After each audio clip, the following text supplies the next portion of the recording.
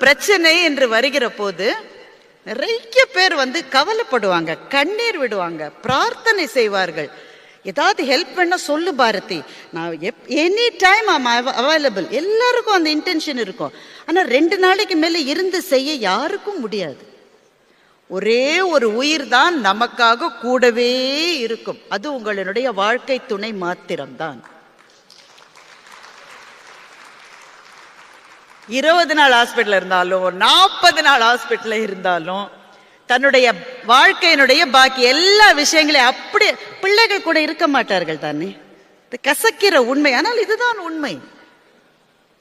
10 நாள் ஆகும் ஹாஸ்பிட்டலில் சொன்னாங்க, டாடி என்ன டைம் ஆகுதே, நான் என்ன திரும்பி போகட்டா இல்லை லீவை எக்ஸ்டெண்ட் பண்ணட்டா?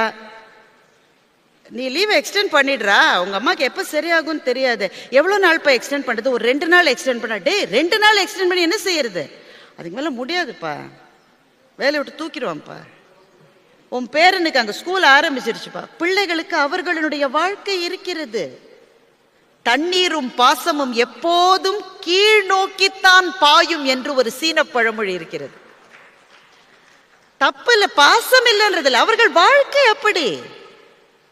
அப்பா அம்மாக்கு ஏற்கனவே ரொம்ப வயசாயிருச்சு. அப்ப யார் இருப்பாங்க என்றால் உங்களுடைய வாழ்க்கை துணைவர் அல்லது துணைவிதான் கூட இருப்பார்கள். அதனால் எவ்ரிதிங் கேன் வெயிட்.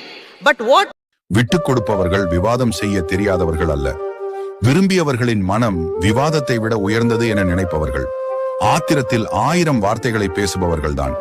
அன்பாக ஒரு வார்த்தை பேசிவிட்டால் சற்றென்று கரைந்து விடுவார்கள்.